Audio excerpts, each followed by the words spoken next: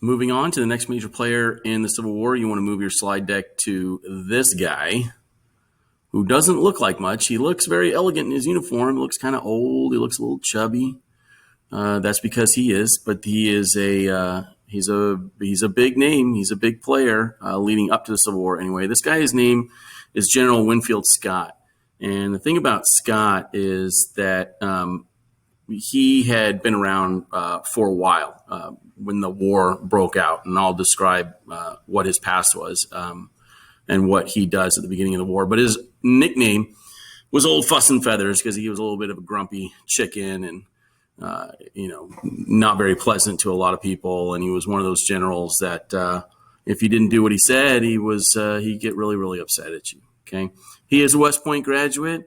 And the thing is that he is going to be in charge of the U.S. Army during the Mexican-American War. He's going to be the general in charge of the U.S. Army in 1847, 1848, in the Mexican-American War. And he is going to be anointed as the victorious general over the Mexican Army, over Santa Anna, and being able to push the Mexican Army all the way back to Mexico City, which is their capital, and force them into the treaty that will give over all the rest of that land that we talked about with Manifest Destiny, as far as from Oklahoma in the Midwest all the way to the coast of California and up into Oregon and Washington Territory.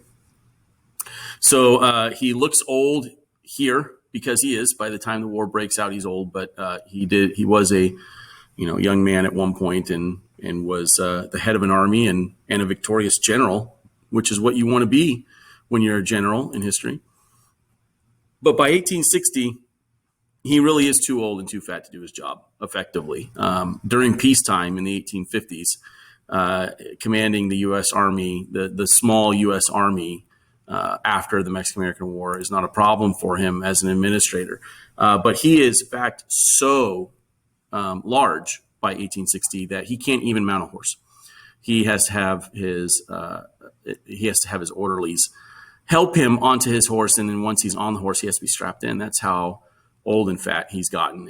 And to Scott's credit, he understands this. Lincoln summons Scott to the White House after Fort Sumter and asks his advice. What should we do moving forward? How should we go about fighting this rebellion? Because clearly we need to arm up. And Winfield Scott says, Abraham, President Lincoln, with all due respect, I'm old. I'm tired. I've been doing this a long time. This is going to be a full-scale war. This is not going to be a small little rebellion. And I just don't have the energy or ability to be able to do this anymore. It's time to find someone who is a little bit younger than me, but who has a ton of experience. And so Lincoln says, well, who should I ask?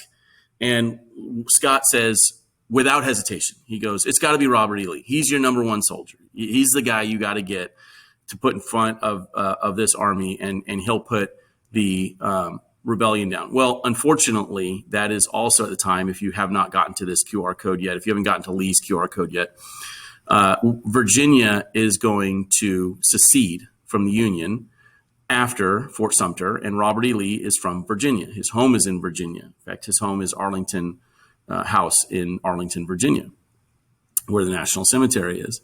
And so Lincoln offers Lee, head of the U.S. Army, and Lee turns it down. In fact, Lee resigns from the U.S. military altogether, and he goes to President Jefferson Davis of the Confederacy and offers his services to the Confederate cause. So as a result, Winfield Scott will stay on a little bit longer until they can figure out who his replacement is going to be. And he's actually the general in charge at the next big battle after Fort Sumter, which is the Battle of First Bull Run, which we will learn about next week.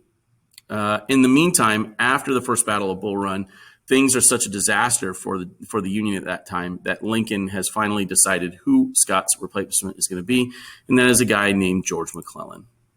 So that is the end of Winfield Scott. You can go ahead and answer your questions and move on to the next QR code.